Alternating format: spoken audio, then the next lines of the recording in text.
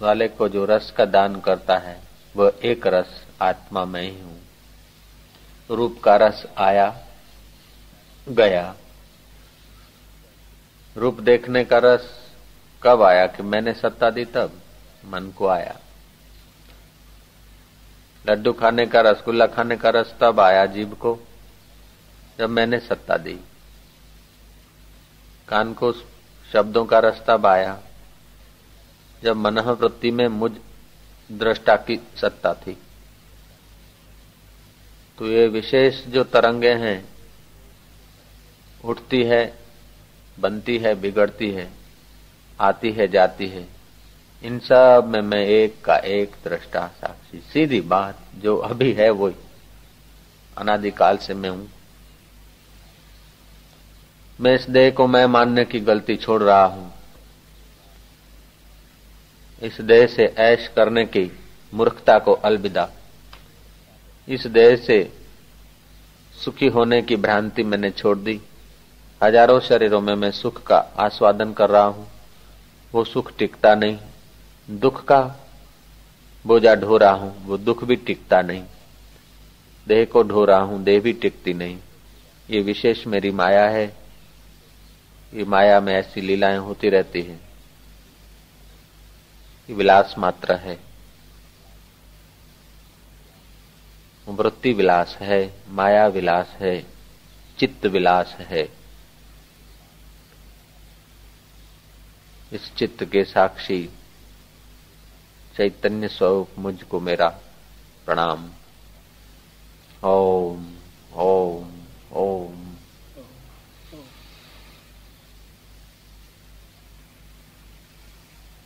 ओम ओम ओम ओम ओम ओम ओम।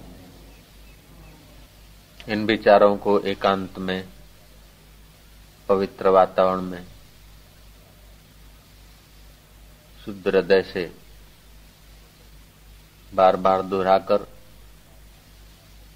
अपनी तुच्छ मानी हुई बातों को, पकड़ी हुई कल्पनाओं को छोड़ो तो अभी अभी जो सर्वत्र है वो यहां भी है, जो सदा है वो अभी भी है, जो सब में है वो हम में भी है, और जो सम है वो सब में एक जैसा ही है। ऐसा नहीं कि वशिष्ठ जी के हृदय में वो परमात्मा बड़ा था, कबीर के हृदय में वो परमात्मा बड़ा था, भगवान शंकर के हृदय में वो परमात्मा या ईसा मूसा के हृदय में वो परमात्मा था। नहीं, वो था, है और रहेगा। ये माया की तरंगे जो शरीर न थे और न रहेंगे, बीच में दिखने भर को हैं, फिर चाहे ईसा मूसा के हो, कबीर जी के हो, नानक जी के हो, अथवा किसी स्त्री के हो या पुरुष के देह आकृति, ये सब उस चैतन्य का विलास मात्र है। माया मात्र, माया मात्रम जगदिदम। यदिदम मनसा वाचा चक्षुर्भ्याम श्रवणादि भी नश्वरम गृहमाणम च विद्धि माया मनोमयम। ये सब मनोमय। इस मनोमय देह को, देह से, इंद्रियों से दिखने वाले पदार्थों को कब तक हम थामने की इच्छा करेंगे? क्या करिए क्या जोड़िए थोड़े जीवन काज, छोड़ी छोड़ी सब जात है देह गेह धनराज। ये देह भी छोड़ना पड़ेगा। अभी इस प्रभात को हम आए उस समय जो हमारी देह की उम्र थी, 2 घंटे हमारे चले गए, 8 बज रहे हैं। शरीर की जो आयुष्य सुबह 6 बजे थी वो अभी नहीं रही। 1 घंटा 55 मिनट 52 मिनट चला गया। तो देह तो जीर्ण शीर्ण होता रहता है। ये काल का असर देह पर पड़ता है, मुझ दृष्टा पर नहीं। शरीर की उम्र और शरीर के कण वैसे न थे जैसा हम अभी आए। सुबह सत्संग हॉल में आए 6 बजे, सर्दियों के दिन में अंधेरे अंधेरे में हम आए। उस समय जो हमारा शरीर था, शरीर की आयुष्य थी, वो अभी नहीं बची, उसमें से जीर्ण शीर्ण हो गई, लेकिन हम वही के वही हैं। शरीर वही का वही नहीं, शरीर में कितना ही भीतर बदलाव हुआ, लेकिन हम वही के वही। कल सुबह जो हमारी उम्र शरीर की थी अभी नहीं है, अभी जो उम्र है वो शाम को नहीं रहेगी। शरीर की आयुष्य क्षीण हो रही है, लेकिन हम अपने को शरीर मानते तो समझते कि हमारी आयुष्य क्षीण हो रही है। ये गलती है। तुम्हारी आयुष्य क्षीण होती तो भाई हजारों बार तुम्हें शरीर मिले, मर गए, तुम तो क्षीण नहीं हुए। ऐसा ये शरीर भी एक खोल है, कवर है। जैसे आकाश में घड़े अथवा मठ मकान कवर बन जाते हैं। मकान की उम्र हो सकती है, आकाश की क्या उम्र। घड़े की उम्र हो सकती है जीर्ण शीर्ण, आकाश की क्या उम्र जीर्ण शीर्ण होगी। ऐसे ही हम चिदाकाश स्वरूप निराकार चैतन्य आत्मा है, ऐसा जो मानता है वही जानता है, बाकी के सब बालक हैं।